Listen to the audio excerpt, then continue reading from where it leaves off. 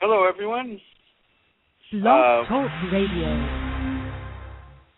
All right. Hello, everyone. This is Chrism, and I'd like to welcome you to another conversation about your Kundalini awakening experience.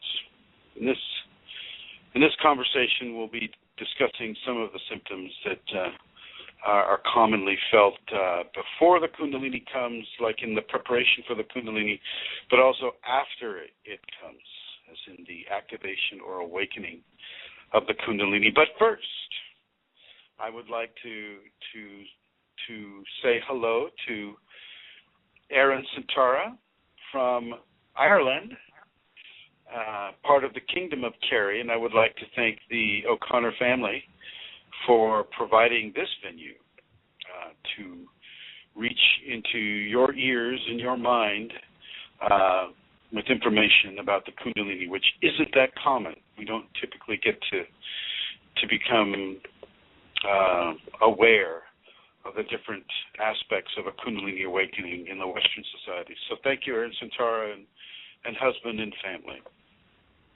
I would also like to thank Eileen Laurel for her many blessings and the beneficial role that she plays with regards to putting on the seminars and creating different venues for speaking. So thank you, Eileen. And I would like to thank everybody who is listening today, or I should say this evening.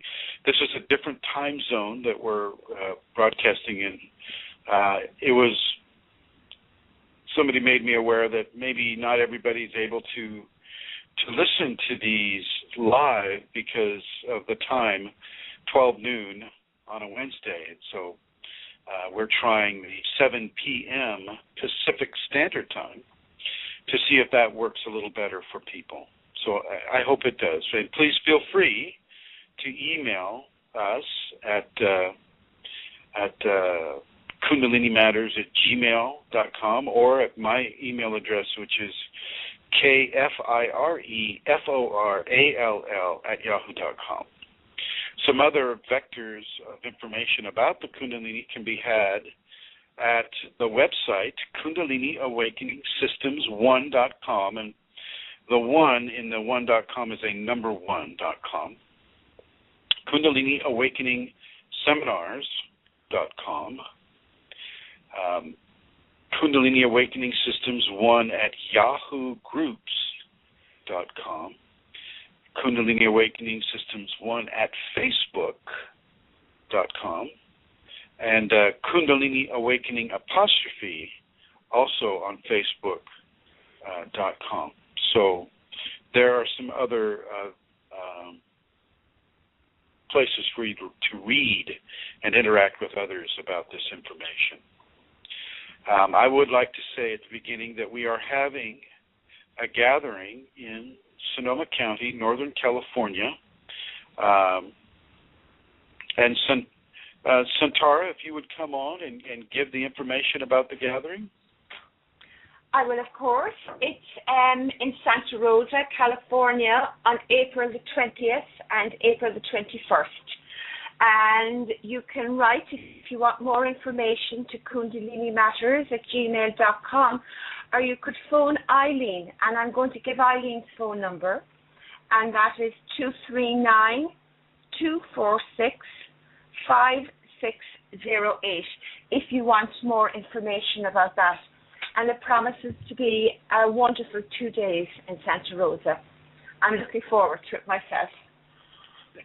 It'll be good to see you there, Tara, and thank you for that information. So, yes, we're having a gathering in Sonoma County, Santa Rosa, California, United States, at the dates and times that Santara gave, and I look forward to meeting any and all of you who may be listening to this broadcast. See if you can make it. It'll be a very interesting meeting. So, let's go right into it, shall we? Obsessive compulsive disorder is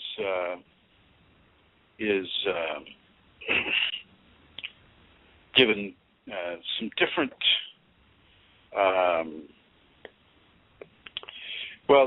there's some different meanings to it. The Mayo Clinic stat what they're saying is OCD obsessions are repeated, persistent, and unwanted ideas, thoughts, images, or impulses that you have involuntarily and that seem to make no sense. The obsessions typically include when you're trying to think or do other things. Obsessions often have themes to them, such as fear of contamination or dirt, having things orderly and symmetrical, aggressive or horrific impulses, sexual images or thoughts. And then the obsession symptoms and signs may include fear of being contaminated by shaking hands with another person or touching objects others have touched, like an elevator button or, door handle. Doubts that you've locked the door or turned off the stove. Thoughts that you've hurt someone in a traffic accident. Intense stress when objects aren't orderly or facing the right way. Images of hurting your child. Impulses to shout obscenities in inappropriate situations. Avoidance of situations that can trigger obsessions, such as shaking hands. Replaying pornographic images in your mind. Dermatitis because of the frequent hand washing, and skin lesions because of the picking at your skin, and hair loss or bald spots because of hair pulling. That doesn't sound like a lot of fun, does it? With the obsessions, the compulsions typically have themes such as washing and cleaning, counting, checking, demanding reassurances, performance of the same action repeatedly, and orderliness. Certainly I don't have the orderliness problem. The compulsion symptoms and signs may include hand washing until your skin becomes raw, checking doors repeatedly to make sure they're locked, checking the stove repeatedly to make sure it's off, counting in certain patterns, arranging your canned goods to face the same way. Now, I can't say that I would agree with that one. I mean, we all might want to read what it is going to prepare.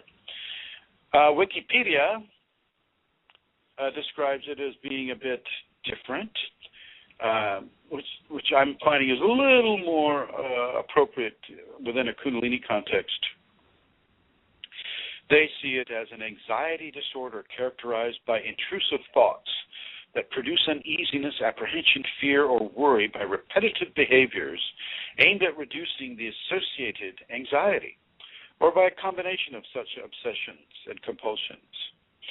And they go into the washing and cleaning, but they add extreme hoarding, preoccupation with sexual, violent, or religious thoughts, relationship-related obsessions, aversion to particular numbers and nervous rituals such as opening and closing a door a certain number of times before entering and leaving a room, and so on and so forth. So with those two somewhat similar views, the Kundalini awakening person, even before they have an overt awakening, such as a spinal sweep, which is the pressure at the base of the spine and a release of tremendous forces of energy shooting up the spine, out the top of the head. It can feel like a freight train going up the spine, and it shakes you, and it's quite dramatic, life-changing, life-altering experience. In the build-up to that experience, even from childhood, people can have some of these traits, and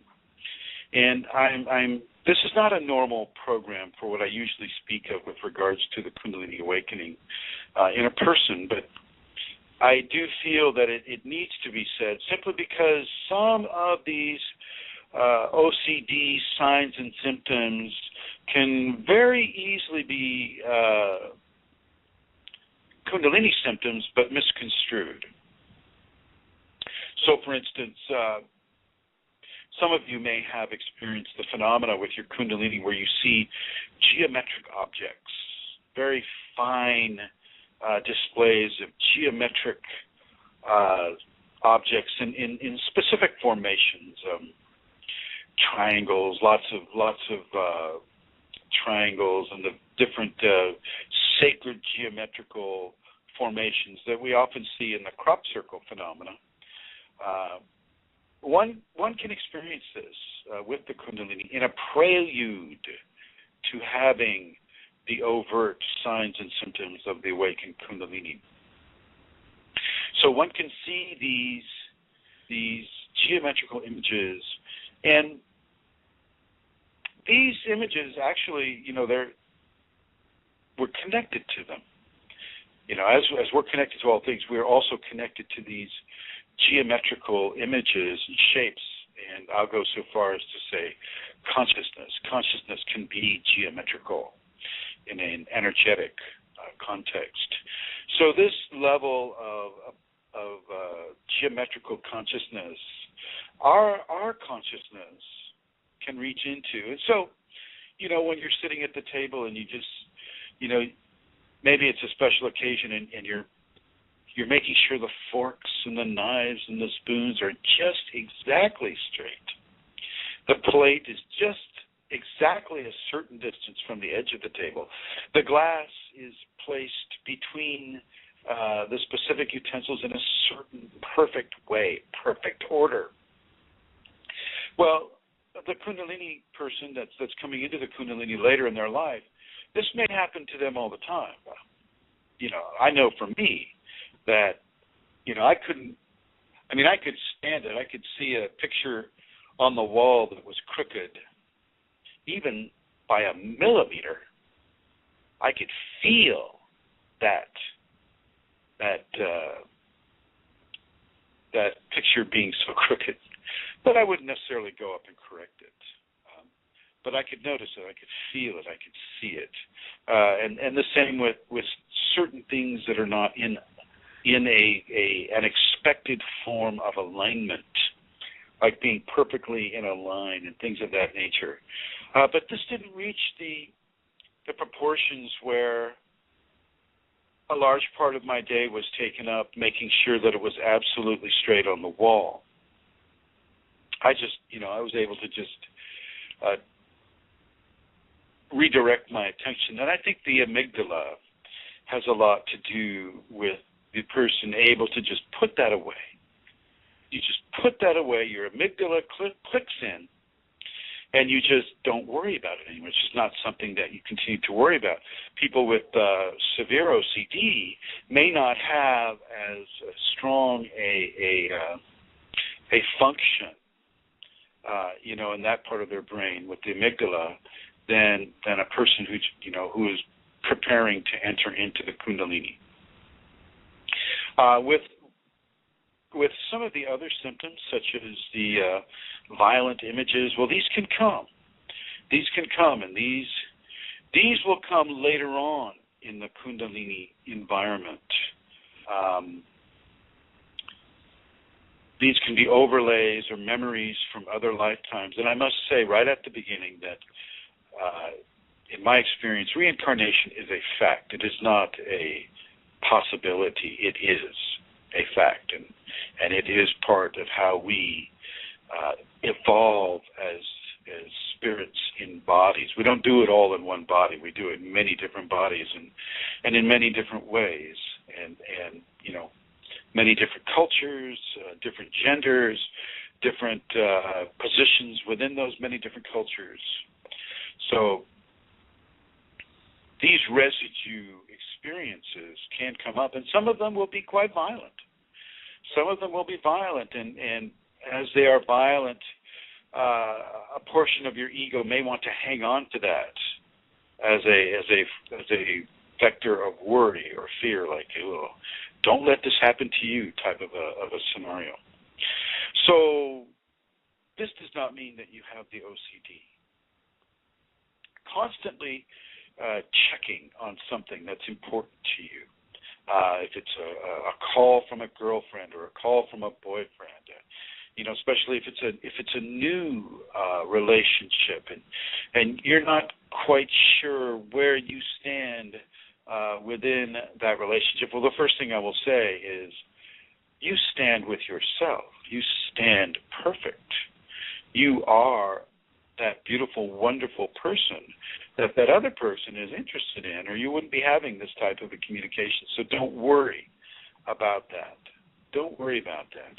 But you can check and check and check if they, if they owe you a text or if they owe you a call. But I will also suggest that this can happen within the Kundalini awakening environment, either pre-awakening or after awakening has occurred. And this, once again, does not mean that you have OCD. What I'm saying is that many of the OCD symptoms and the Kundalini symptoms will be very similar. And these similarities can become confusing. And so if you go to an MD and you say, oh, well, I like to line up my silverware on the dinner table, and geez, I really like to know what kind of soup I'm having that day, so I might want to turn the labels all one direction so that I can read it. So you can see I've had a little issue with that one. Sexual images. When the Kundalini is infusing the second chakra during its transformational ascent up the spine, and I do separate the spinal sweep from the transformational ascent. The spinal sweep is, that is the initial ascent of the Kundalini up the spine, out the top of the head. The transformational ascent is when all the changes to the physical, emotional, mental, psychological, and spiritual bodies are being made. And that's often much slower. And it doesn't necessarily go from bottom to top. Sometimes it will go top down. Sometimes it'll go in different combinations. I espouse a bottom to top practice so that you can go from density into less density, and that seems to make it a little bit easier. Not saying that any of it is the easiest thing that a person will ever do, but it's much more difficult to go from a less dense aspect of behaviors into a more dense aspect of behaviors. So this is what I have found throughout my years of work with people having Kundalini. So with the infusion of the second chakra, the sexual thoughts will come much stronger than you normally would have them come. But once again, this is not any reason to slap yourself with an OCD diagnosis. Okay, this is part of the Kundalini coming up and rewiring the Danchan, or the second chakra, and the first chakra as well. Both of those chakras share different responsibilities within the sexual response. So with that in mind, if you have severe sexual urges and you're repeating pornographic images in your mind, and pornography is not something that I support within a Kundalini context, but I know in the United States, at least, we're surrounded with soft pornographic images that the mind and the ego is all too happy to take into further experiences of lust and sexual expression. So what you'll be tempted with in print or in film, but is not completed there, your ego and the mind will definitely complete it for you. But once again, this does not mean that you are OCD. This means that you are having Kundalini, and the Kundalini itself is broadening the spectrum of what your sexual response would normally be. So these are things for you to understand. These are things for you to understand about the somewhat very fine differences between obsessive compulsive disorder and a Kundalini activation or awakening, or the preliminaries leading up to that. For those of you who would like to call in, we have a guest call-in number, and that is area code 347-934-0026. That's 347-934-0026. And you can call anytime. And I believe that Centaur will be handling that. So you'll get to speak with her at first. So continuing with the OCD, sometimes after the Kundalini has come and it's in the first aspects of its awakening within you, as I've mentioned in other conversations, you will be contacted by discarnate consciousness. And some of the discarnate consciousness that you're first in contact with will be of a challenged moral or ethical expression. And some of these expressions will counsel you to shout out an obscenity where it's inappropriate to do so.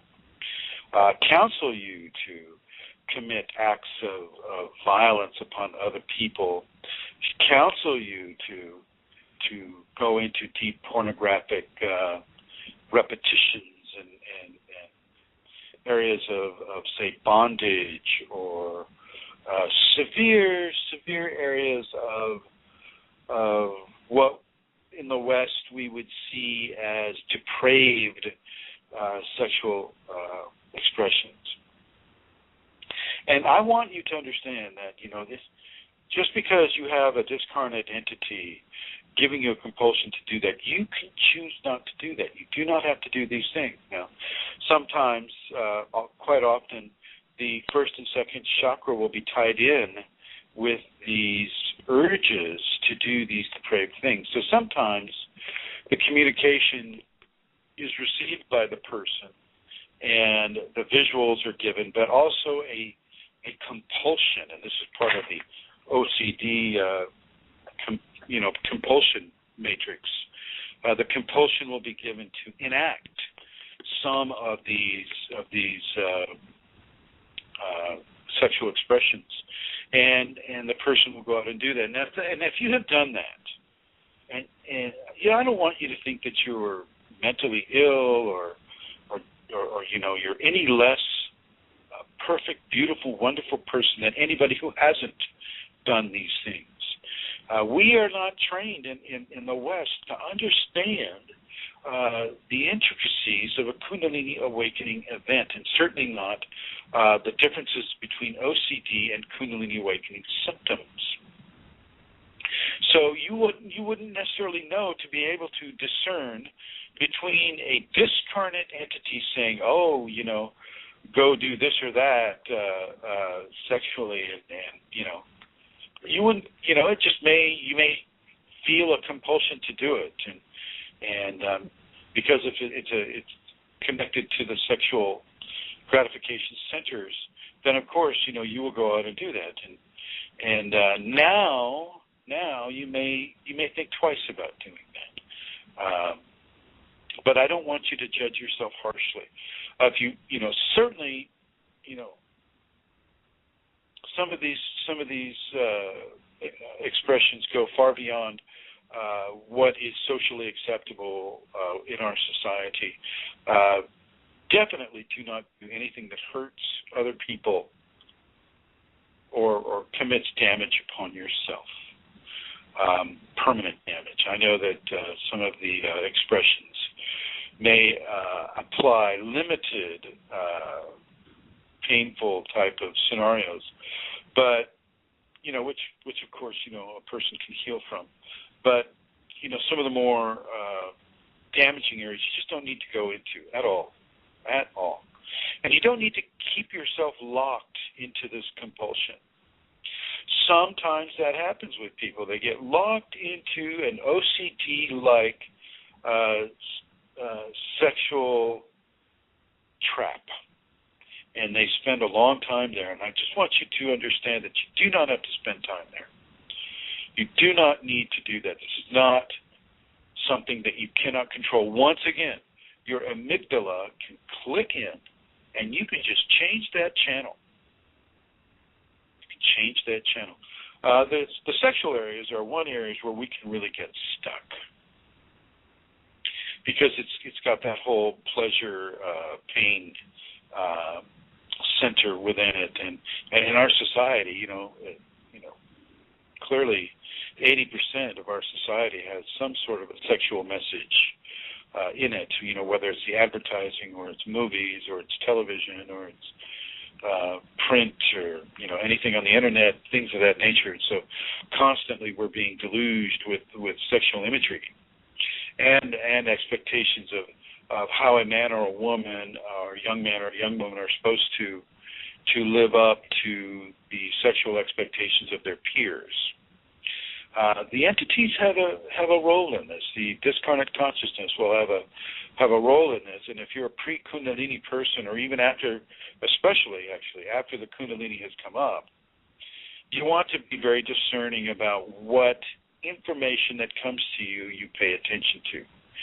In many cases, there is a telepathy skill that is being given to you by the Kundalini.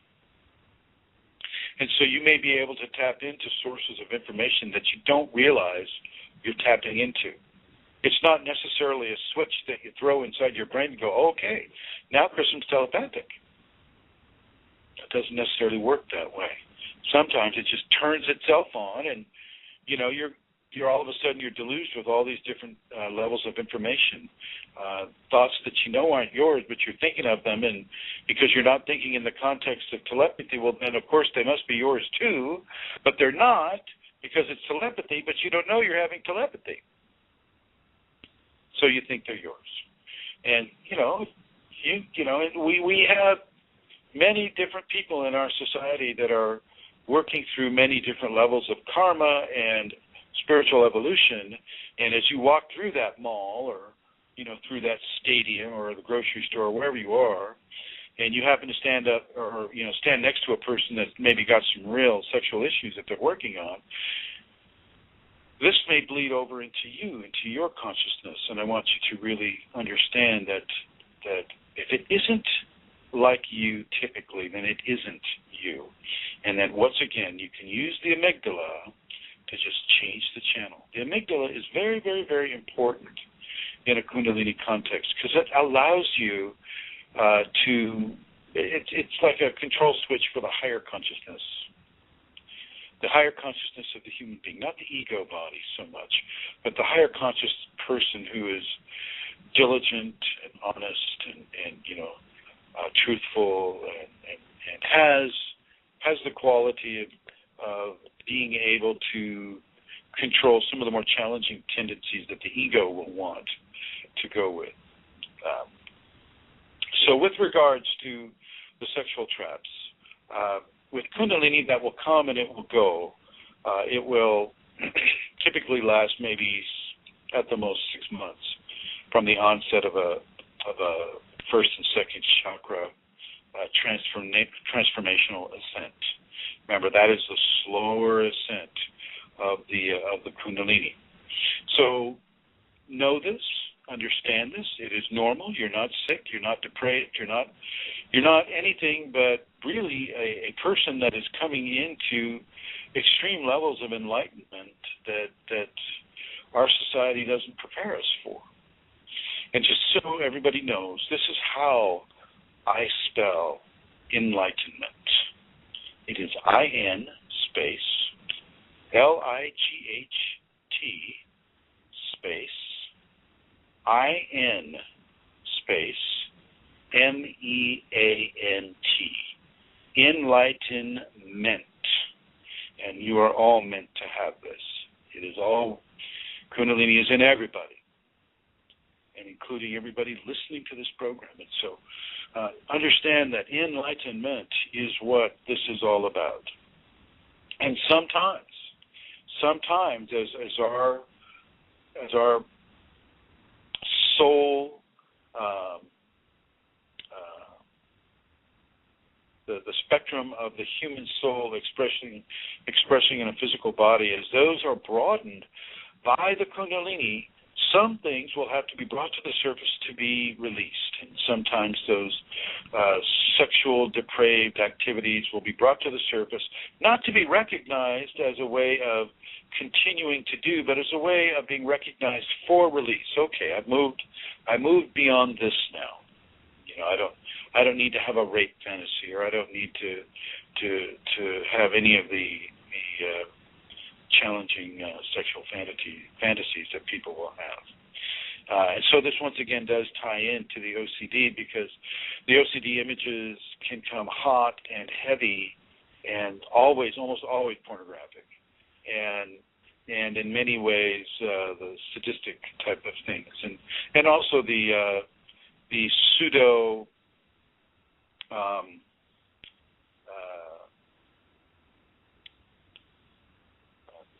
obscenity, such as in Tourette's syndrome, as in an appropriate time saying an obscenity. This isn't necessarily from you. Okay, this is not necessarily from you. And I must say that there are more entities without bodies than there are people with bodies. And these entities without bodies that are in the many different layers of the lower astral, once it is known that you have a facility to be able to hear or express an intention that is being given from that entity, well then, some people can become platforms for those entities to infest and speak through them in the most impolite and the most inopportune ways and times. And so our science and our society does not understand this yet. Hopefully they will soon. But, maybe karmically somebody needs to go through that experience. Maybe they were once one of those discarnate entities. There are many, many, many different reasons why a person has certain levels of OCD-type expression with the Kundalini. Some of them are karmic.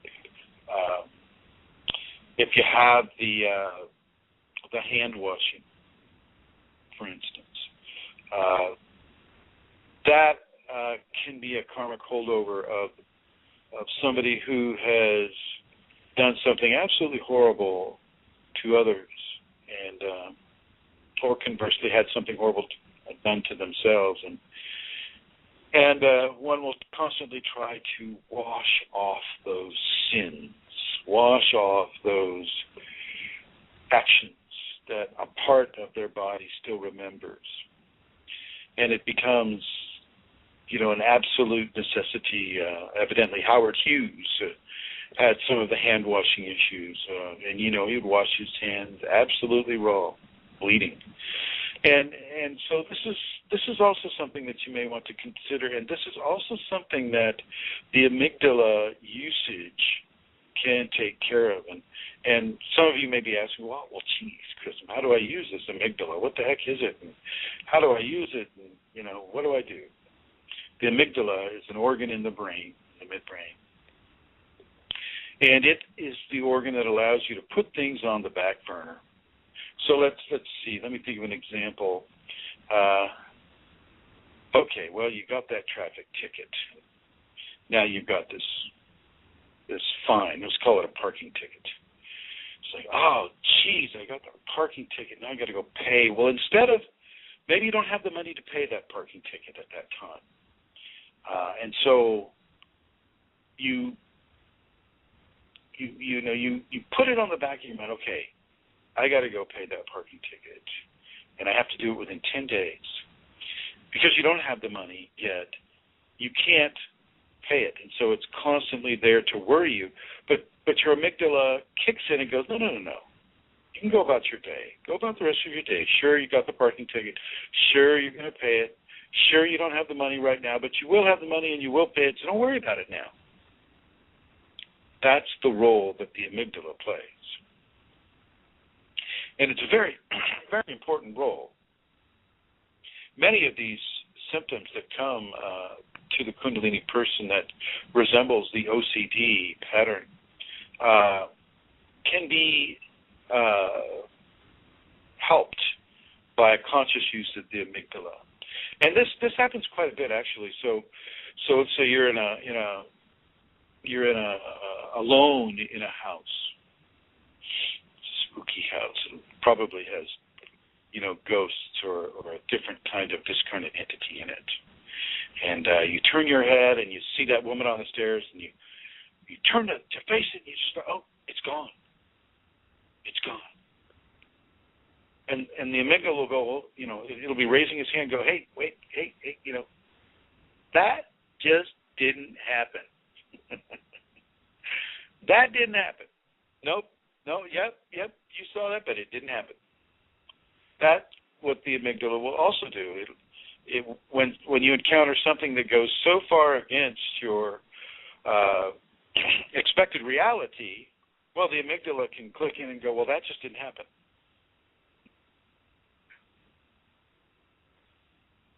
So the amygdala will also do that. But if it happens repeatedly, well, then the amygdala will kind of give in and go, okay, well, maybe that is happening. There we have an entity on that staircase. Wish her well. Don't pay any attention. So the amygdala and the OCD and the Kundalini are all tied together. Nice triangle there. With OCD, there are levels. With a strong expression of OCD, it can be more difficult because the compulsion is much stronger. With the Kundalini, some of the compulsions can be stronger, but they will wear off. They are not permanent. They come and they go, just like the Kriyas. The Kriyas, the spontaneous movements that the Kundalini brings will come and they will go. And then they might show up every now and again, afterwards. But typically you have a space of time where you have the Kriyas and then they diminish. Same with the entities. You have a space of time where you experience the entities and then you don't experience them so much unless you really want to. And then, of course, you still have the ability to see into the astral. And so with the obsessive compulsion, it's less of an option for control, perhaps because of an amygdala that isn't kicking in as strongly as it normally would. If you have any questions about this, if this is something that you have or you have concerns with, I'm going to give you the number again. It's area code 347-934-0026. 347-934-0026. And please feel free to call in. I know that this is a different time zone for people, and so I know that I don't know if everybody got the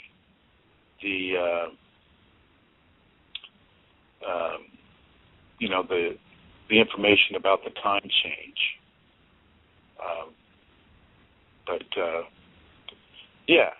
so we are now at 7 o'clock, and we'll be giving this a try. But for those of you that connect in the archives, well then, it's whatever time that you want it to be. Okay? So, I think that's fair enough. Now, moving onward, these areas of OCD activity will typically begin at the start or the prelude to Kundalini awakening activity. So you may walk into a public restroom and you'll see the crisscross lines on the floor, and all of a sudden you'll start seeing shapes and designs moving about your feet, actually moving, and it looks like lines of energies are connecting and things like that. It's kind of nice. It's interesting. It's not harmful, but it's the beginning of a larger story, and it's a really good story, by the way. I must say, I can talk about the issues that people have with Kundalini, but Kundalini is a wonderful experience. It is the most beautiful, loving, astonishing experience a person can have, and more so when they have information about it, less so when you're struggling to find out what the heck is going on. But once you do know what is going on and you really embrace the Kundalini, it is an amazingly beautiful experience, something that everybody should get and hopefully will. That being said, as we begin the Kundalini awakening process, certain areas of OCD may express. But once again, as I've mentioned before in other conversations, you may want to keep some of these things to yourself. You don't necessarily need to tell your doctor everything, especially with regards to Kundalini. They don't recognize Kundalini, therefore they don't really know about Kundalini, therefore they're just going to be guessing in any kind of a diagnosis that they try to give you, and usually it's going to require the heaviest tranquilizers like Depakote or lithium or some other kind of tranquilizer that can physically addict you to that tranquilizer, and you'll have to, if you ever want to stop it, you'll have to be titrated down from that with an MD's assistance. And I'm no MD, and so I'm not expressing any kind of a knowledge of MDs, even though I've worked with them. But you can look it up yourself. I mean, they don't even believe Kundalini exists, and so where are they going to look in their reference books for information about Kundalini? They believe OCD exists, and so they have reference material for that. They believe bipolarism exists, so they have reference material for that. Schizophrenia, well, they have reference material for that. And since some of the Kundalini symptoms resemble all three of these disorders, therefore they make their decisions based upon those reference points rather than the truth of the situation, which is the Kundalini, which is the evolutionary energy in man, as Gopi Krishna put it, which is also the name of his book. So you may want to keep it to yourself.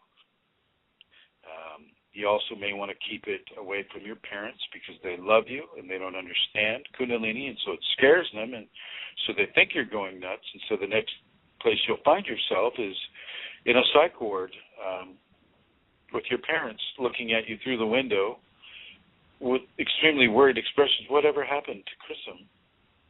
Oh my gosh, he just went nuts.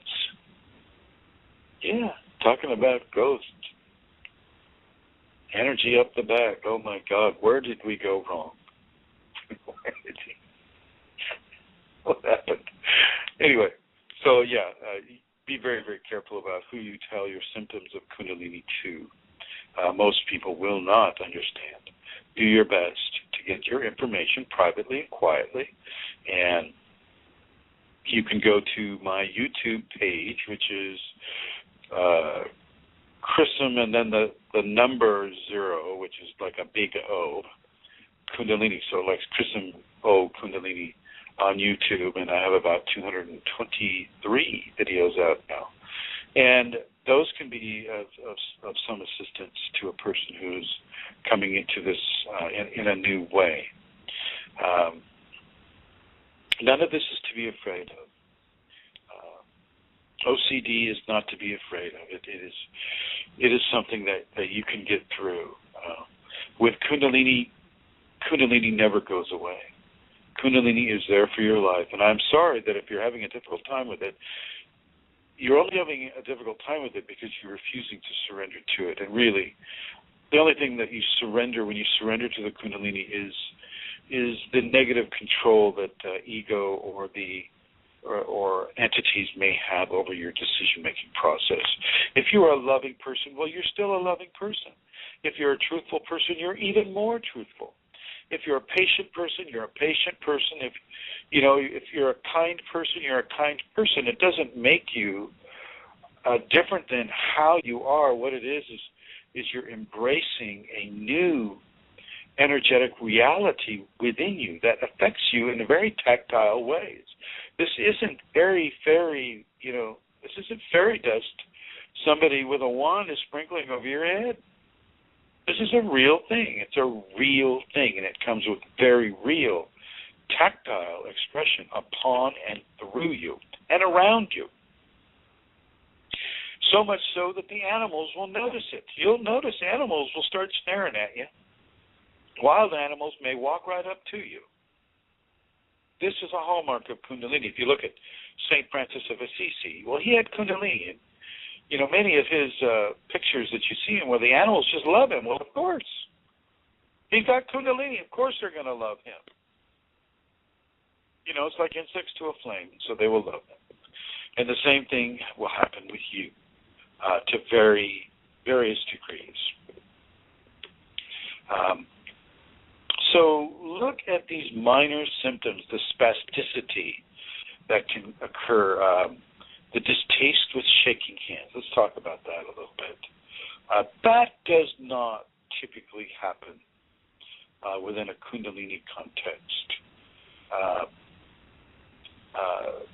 The shaking hand issue and the washing hand, the overwashing of the hands, that doesn't really coincide so much with the Kundalini matrix. Neither does licking the doorknobs. If you there's a radio program on NPR, or the public station in the States called This American Life, and one of the authors there is a gentleman by the name of David Sedaris.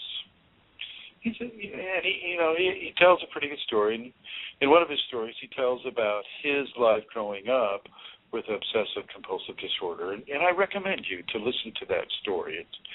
It's very educating.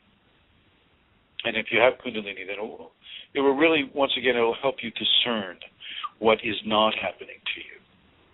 The whole reason for this particular program today is to help you discern what is and what is not of the Kundalini and what is and is not of the obsessive compulsive disorder. With the obsessive compulsive disorder, you don't typically get to have a spinal sweep. You won't have kriyas. You won't have visions of gods or exalted individuals coming down to you in golden light. You won't typically get visited by Christ or Krishna or Mary or any of the deities.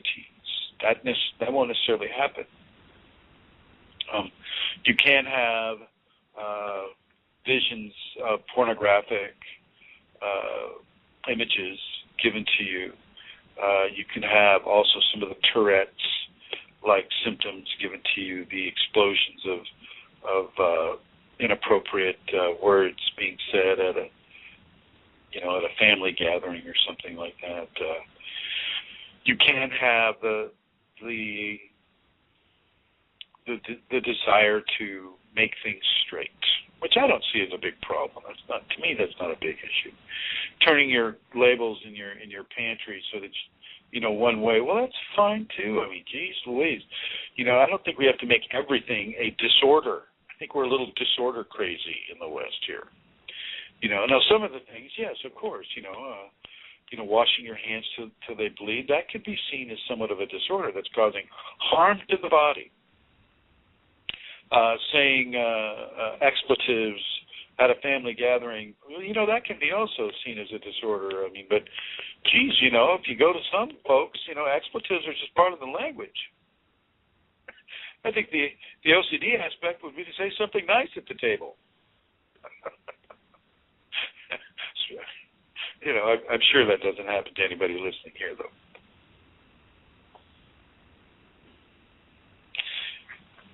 We've been trained in our society to use expletives, every other word. I just went to a movie with another Kundalini person. It was called Last Watch or something about the last watch. End of Watch, I think. Anyway, it's about Los Angeles police officers and, basically just kind of going through their job, what they do at night and all of this. And it seemed kind of like a reality show that was lengthened into a movie. can't say it was overly enjoyable, but I think it was fairly truthful in a lot of different ways. And one of those truthful ways was the level of expletives that are used interspersed within the English language. This is quite copious in some areas of society, and so I'm not sure that maybe if you're living in an extremely conservative environment, very deeply religious environment, and all of a sudden, boom, you come out with an expletive that you probably never said in public before. Well, okay, I'll accept that. But geez, you look at some of the different aspects of our society, and expletives are quite a common theme. Not strange at all.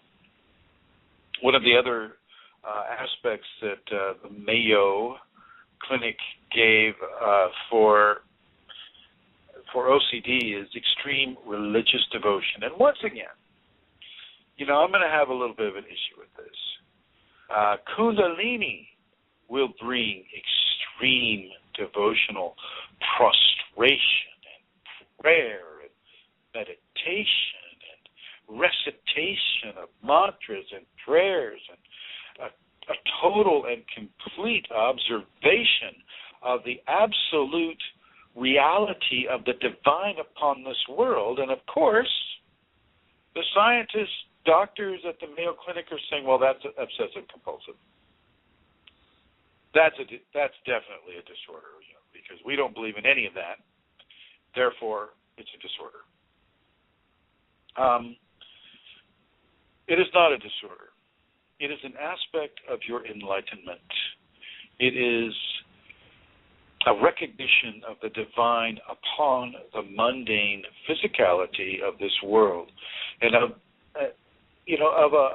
a person who is being changed into a temple of the divine, a walking, talking temple of divinity amongst the masses that don't recognize it, but it still has its force and effect. Extreme devotion is not OCD. So if you have this, do not consider yourself obsessive compulsive about this.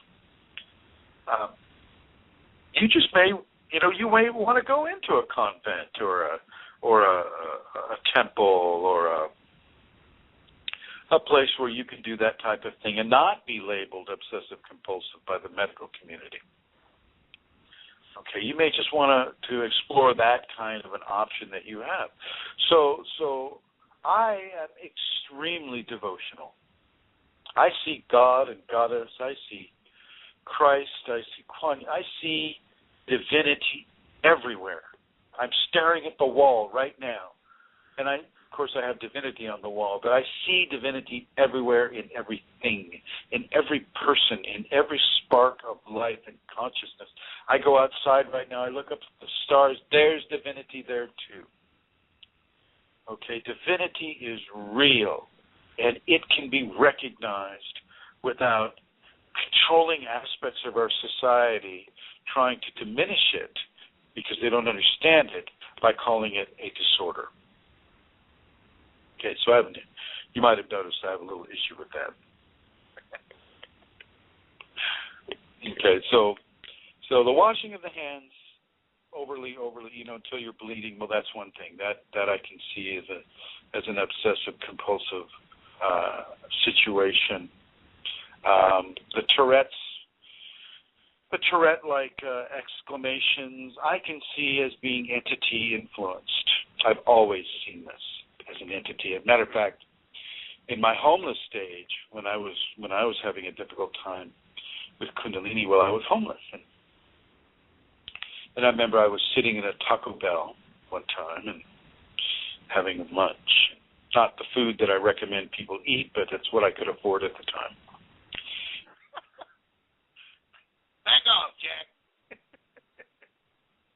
And I could see, I didn't back off. I didn't. I pushed him out, but I knew that because of his karma that he would invite them back in because he was, with alcohol you basically burn holes into your energetic envelope, and so of course the entities will always be able to come in as long as you're doing that. but it was interesting. It was an interesting little test for me at the time. So yeah, with the Tourette's type of OCD thing, the expletives, the bad words said at the most inopportune and inappropriate times, I would say are probably more entity-based. And so therefore, as Kundalini comes to you, those entities may just want to try to get a finger into a control matrix for you to shout that obscenity at an inopportune time. And once again, your amygdala will catch it. Your amygdala will go, no, I'm not going to say that. Okay? So we'll move on into some of these other areas that they state. Having things orderly and symmetrical, as I said, I'm not really buying that. Aggressive or horrific impulses. Once again, I can see these as kind of lessons of what not to do. Sometimes the Kundalini will bring you an aggressive or a horrific image. If you are an aggressive person, if you're a person that gets in fights or that has in some way a level of karma that is left over from another lifetime experience, well, you may have these horrific images coming to you. They'll come from a World War, World War I, or World War II, or the Vietnam War, if you're a combatant in that war. Even Roman wars and wars of antiquity.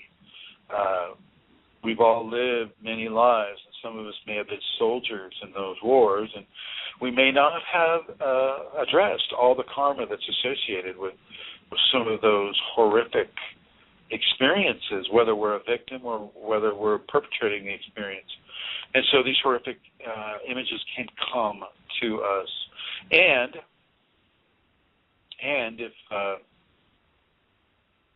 if we are addicted to some pharmaceutical drugs or SSRIs, treating ADHD or any of the other many varied ways that chemical doctors try to treat mental disease, sometimes these pharmaceuticals can cause these horrific images to become horrific impulses. And once again, the amygdala should help the person not respond to it. Do not bring that into an action. But with some of the things that we've been seeing happening in Sandy Hook, in New Jersey, and in Colorado, and in California, and in many other states, that doesn't always work. Sometimes the pharmaceutical is too strong, and it's made the wrong kinds of changes in the patterns of the brain, and the person goes so far off the deep end that they will kill many, many, many people. And people, will blame it on guns, and it's not guns. It's not guns at all. It's the pharmaceuticals. It's humanity thinking that they can do a better job than the divine.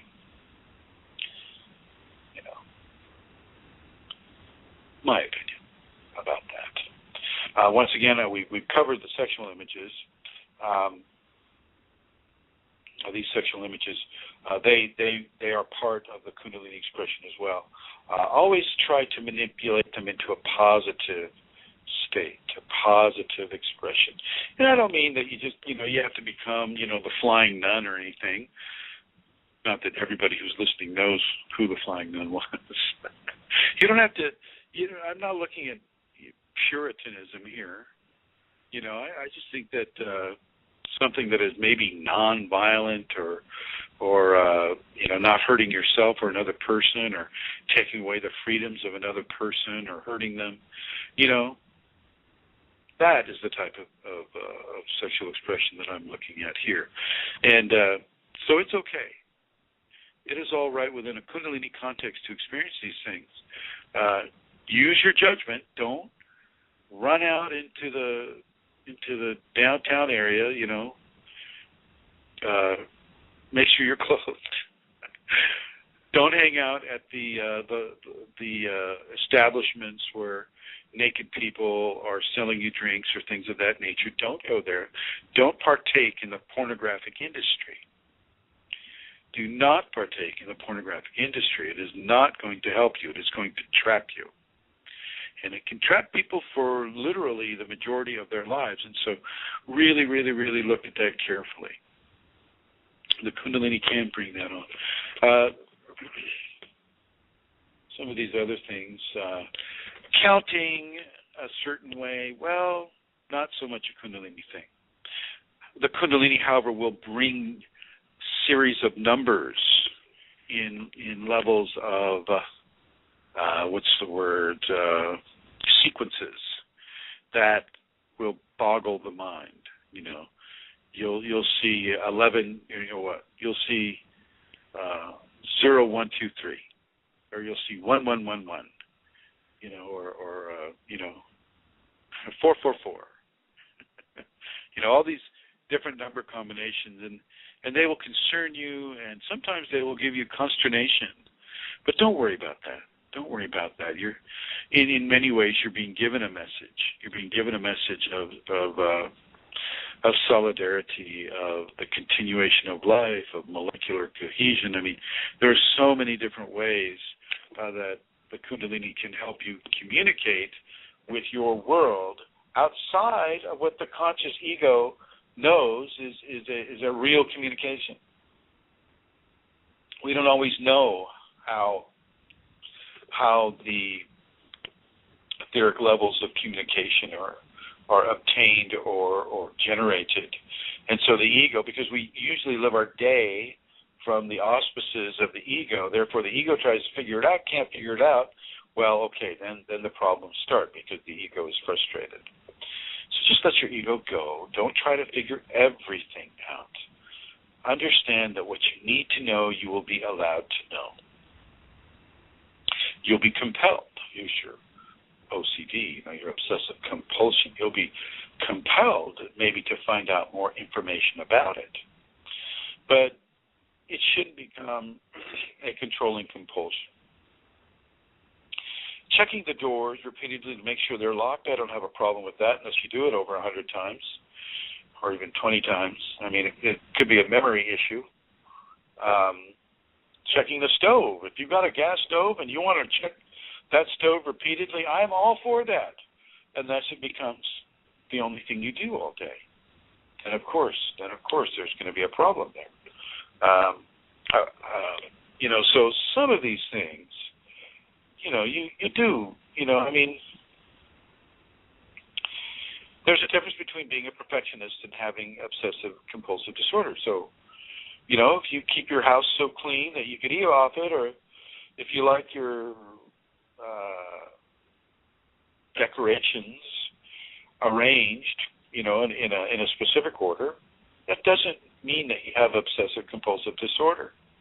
If you're, one of them Kundalini contexts, it certainly doesn't mean that. Orderliness is not a bad thing. Being organized is not a bad thing. It's actually quite a good thing. And the less you're attached to things in your life, the greater your level of detachment will be to the material control vectors that are so prevalent in the West right now.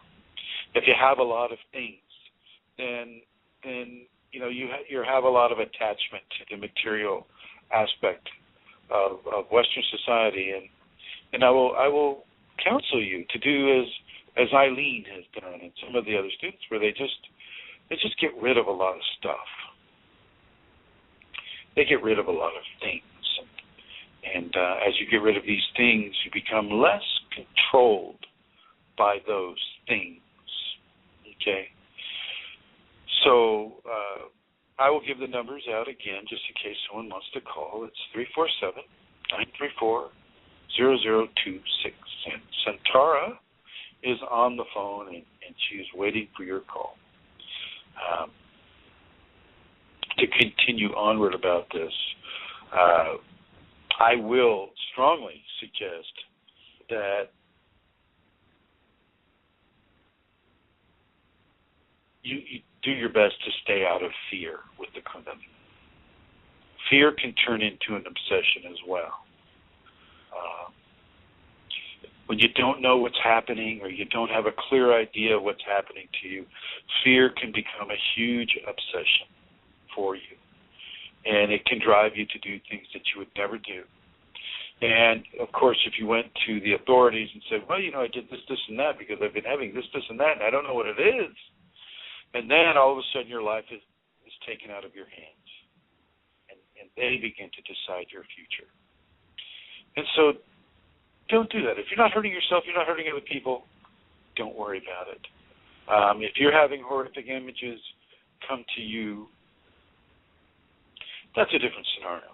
And if it keeps happening over and over and over again, giving you nightmares, well then send me an email, and we can give you some remedy to that. In many cases, it's just a level of karma. It's also a level of psychic opening that a person with Kundalini is experiencing. And because science doesn't recognize psychic openings, to them it's all just New Age garbage, they can't help you. They can only help you within the areas that they choose to believe are real. 1 + 1 to them is 2. Doesn't equal railroad tracks. Okay. So consider this. And if you have any questions, feel free to call us. Looks like I have 22 minutes left in this program, but I think I've said about what I feel like saying.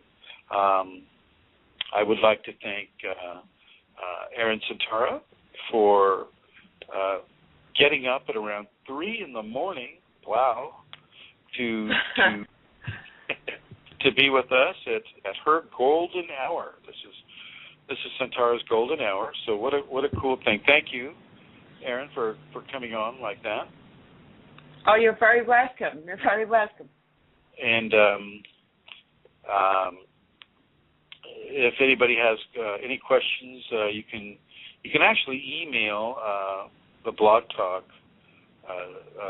channel here. It's Kundalini Awakening Systems, and or you can email at kundalinimatters@gmail.com or myself at kfireforall@yahoo.com. And so thank you, everyone, for listening. thank you, those of you who listen in the archives. And look forward to another conversation with all of you. Thank you.